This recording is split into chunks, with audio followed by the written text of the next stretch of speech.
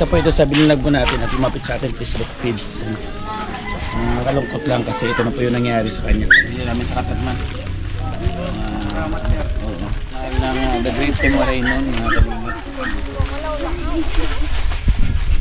Ayan, ito po, kaharap ko po yung magulang ni Roan May. Ito po yung yung 4,000 pesos. Ayan, pasensya na po. Hindi ka tinutulungan ng kapatid niya, yung lalaki ko. Sabi ko, pagod pero okay na, basta makasurvive ka na sa sakit na. Siya ay masinahing tao, mabait na Pilipino, lagi kang tutulungan, bumuhuma ng mundo. Siya ay si Joey the Great, hindi ka pagpapalit, handang tumulong at walang inihiling.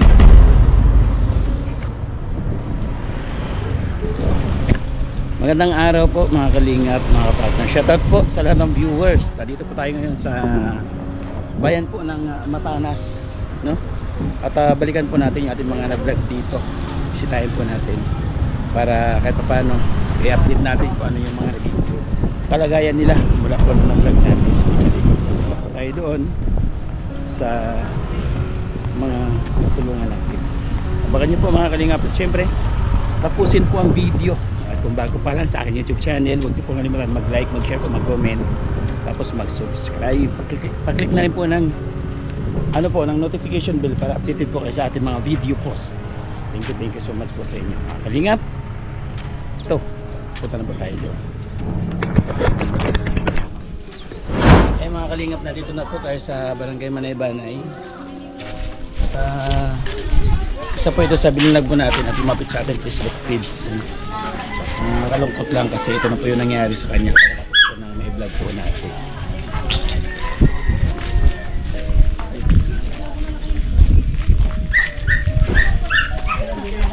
Oh, Bula! Guys! Letra ng B! Maritis!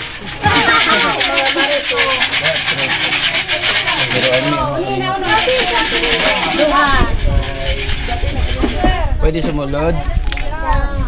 Balitaw.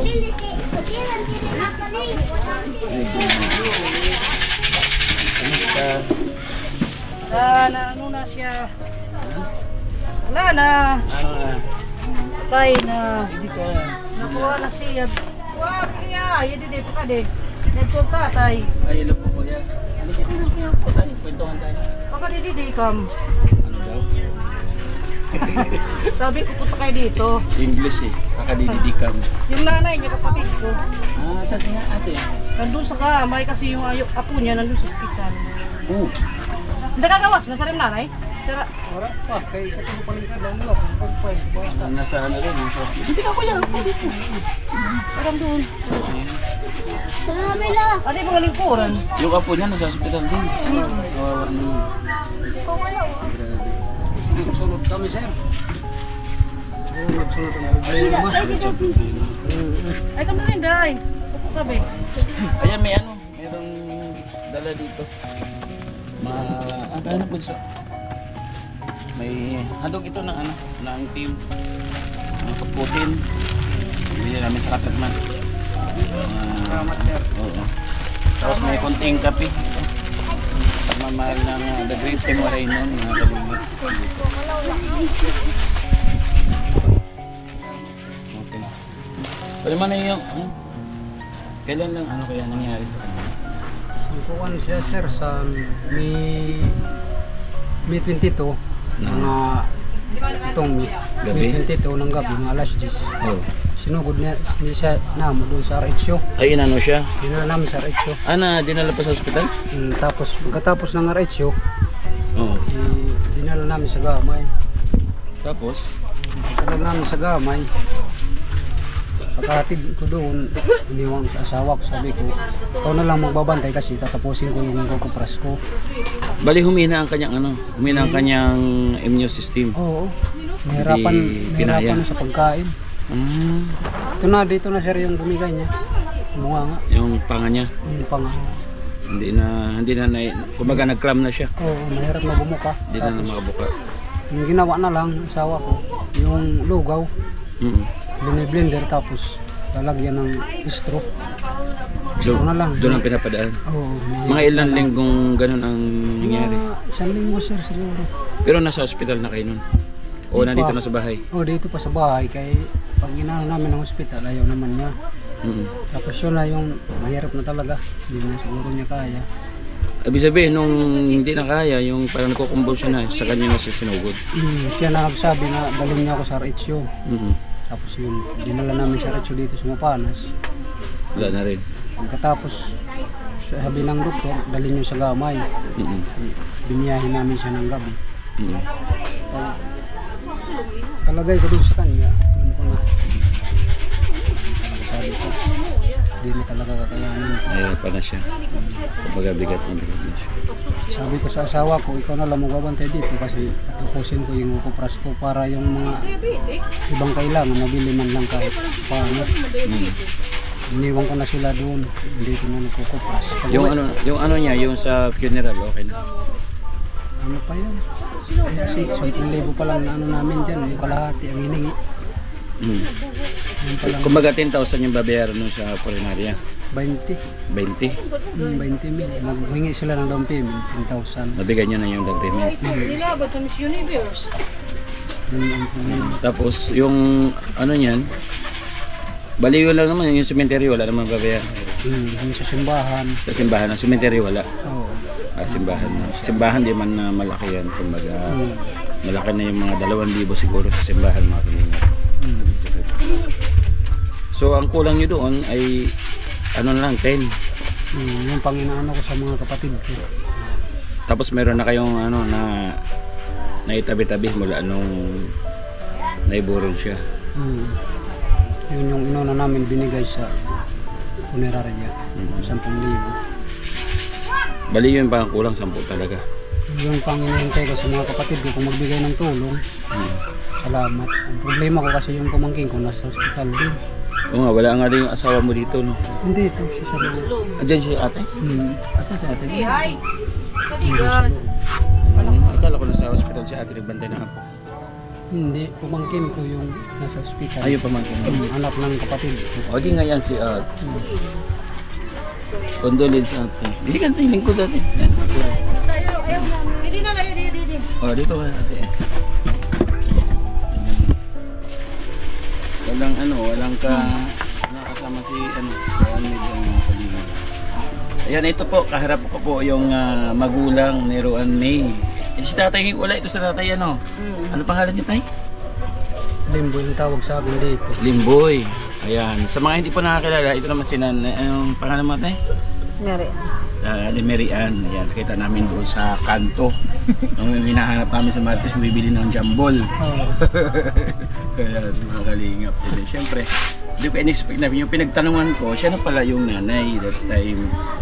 And then, sa akin naman mga kalingap, nag-live ako ng 2 gabi, no? Kahapon.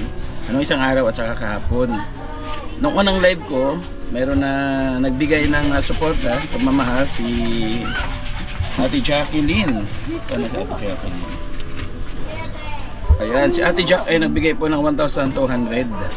And then nag-live ulit ako kinabukasan, nabigay ng 3,742 sa isang kay Emma Vlog. So sa mga katuwid, nakalikom tayo ng 4,940. Ayan, sa kay Emma yung butal dito na na 4,000, yung butal doon sa 4,000, pinanggasolina natin mula Katarban hanggang dito. No, kasi wala tayong pagkukuhanan ng panggasolina. And then, syempre, wala na nagparamdam ng sakaling sabi ko nga, kahit na konting bariya, konting pagmamahal para kahit paano makadagdag man lang sa gastusin. Kay Tatay Limwil. Narito po yung yung 4,000 pesos. Ayan, pasensya na po ha sa aming sa aming nakayanan. Maraming salamat sir. Thank you tayo kay Ate Jack at saka kay Emma. Thank you po, Ate Jack.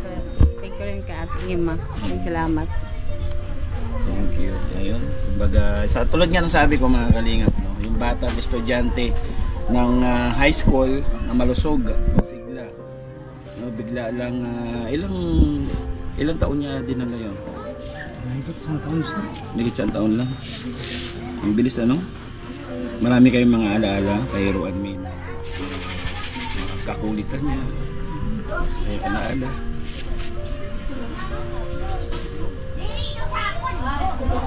Ano yung naalala mo sa kanya na talagang natutuwa ka sa kanya pagka naaalala? Yung pagka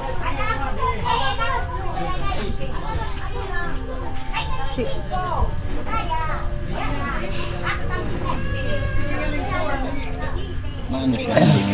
Malambing siya bata. malambing yan sir, pagkagaling ako sa uma, yung bumamati siya kagad. Sabi niya, pagod ka ano, hindi ka tinutulungan ng kapatid niya, ng lalaki ko. Sabi ko, oo, pagod pero okay la, basta makasurvive ka la sa sakit mo. Kahit ano gagawin ko, sabi ko sa kanya, mabuhay ka lang. Lahat naman ginawa ko sir, pero wala talaga. Sabi ko, kung nasaan ka man ngayon, sana sa mabuti kang kalagayan. Tulad nung sabi ni ate, sabi niya ang unang-unang sintomas na naramdaman ay parang ano lang, parang ano yun ate? Sabi mo, sabi mo dati? Parang nilagnat lang siya? Parang UTI lang muna. UTI lang. Tapos yung kalitik ko sa Tacloban, nandun na kami. Siya kalinig na may lupus siya. Mas nagtataka kung hindi na nakuha ang lupus ka lang. Namamana ko nun. Ibig sabihin, meron sa side nyo? Sa ano, meron gano'n? May sinya ba? Wala naman. Hindi ko ano, kaya sa kanununuan pa daw yun. Kumbaga nasa dugo pala talaga. Nasa dugo pala talaga. Sabi ko sa amin, wala naman lupus na. Wala kang maalala. Oo, maalala mo itong sakit. Kasi sa sedlet na mura man. Wala din. Kasi ang lupus, alam ko mga kalinga, pinupunta rin yan yung pinakamalalakas na immune system natin. Yun ang kauna-unahan yung pinahihina. No, kasi napanood ko yung kay Chris Aquino. Kumbaga, ang bilis bumagsak, di ba? Nung ano ni Chris Aquino din. Nag-review ako, pinanood ko. Ayun nga yung ano.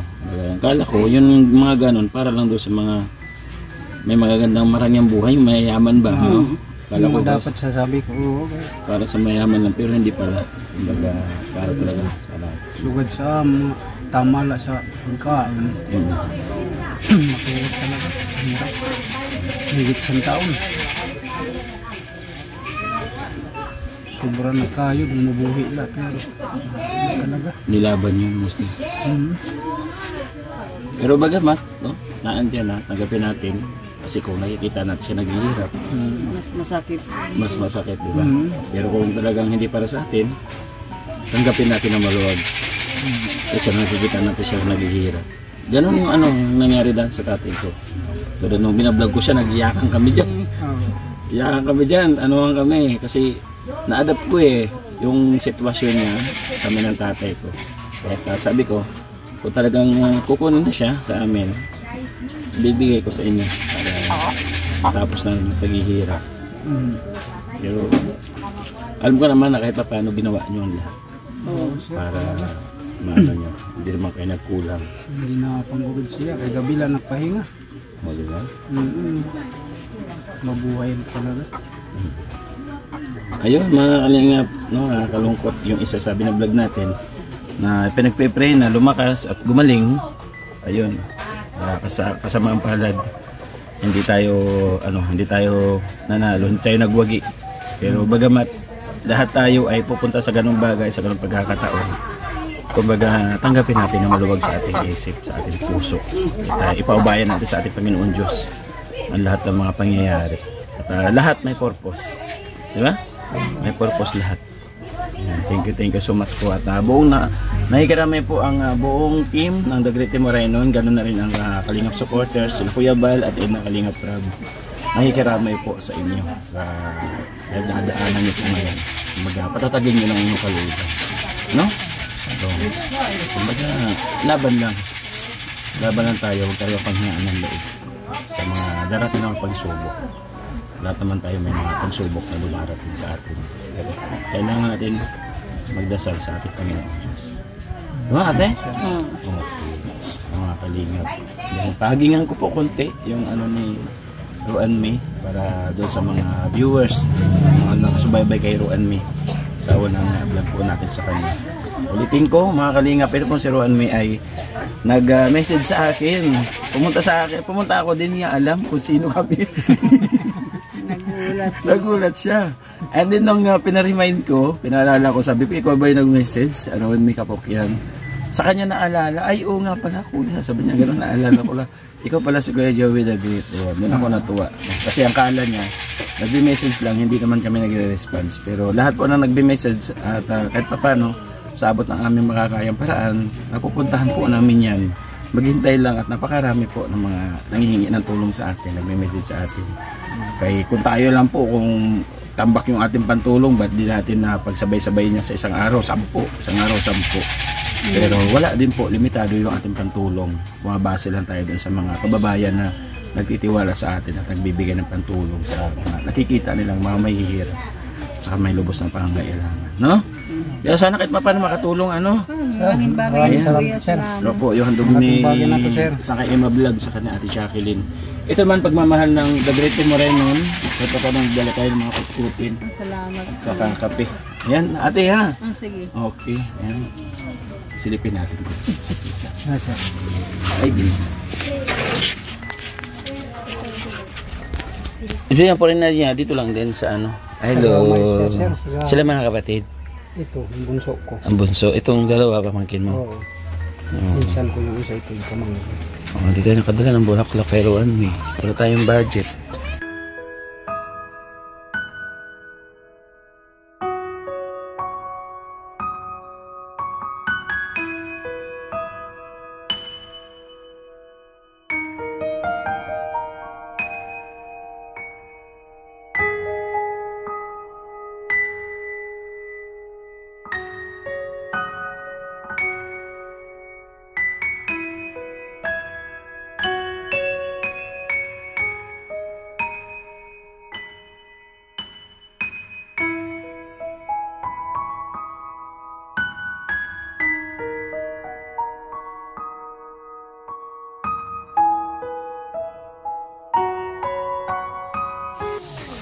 Ayan po mga kalingap, salamat po muli sa nagbigay ng pagmamahalan kay Ate Jack. Thank you Ate Jack at kay Sangkay Emma Vlog. Ito na ipaabot ko na yung inyong ibinigay na pagmamahal sa akin. Sabi niya pakidala doon kay Roan May.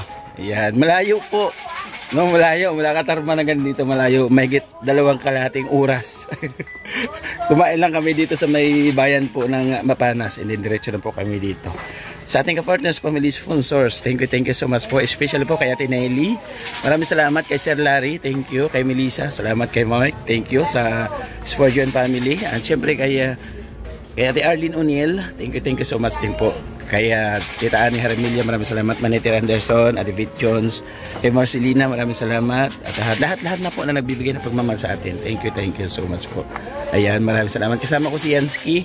Si Boy Tabang hindi po sumama kasi mayroon na isang event na inaatidan. Si Idnay na Condor naman ay yung kanyang beneficiary, pinapalo up sa Tacloban dahil papa-operahan. Ano? Maraming salamat po. At sa lahat po ng team na pupunta sa ating upload, maraming salamat sa inyo. Especially po ang Team Runners. Thank you so much. Team Tanod, shout out. Team Dungaw, shout out din po. Sir Kako sa TV, maraming salamat po. At siyempre ang Kalingap supporters, Kalingap sponsors, maraming salamat. Supportan din po natin kay Kuya Bal, kay Atin at kay Kalingap Brand para mas dumami po yung matulungan sa kanilang mga video. Thank you. And the Great Marino, palambing na rin po, no? Joey the Great, Boy Tabang, Inakondaw, Yansky TV, BB's Vlog. Siyempre, Behind King. Hanggang sa muli mga kalingap, mag-ingat po tayo palagi sa next vlog. At tayo, bye-bye muna. Salamat. Thank you po. Bye-bye po. Ayan, condolence.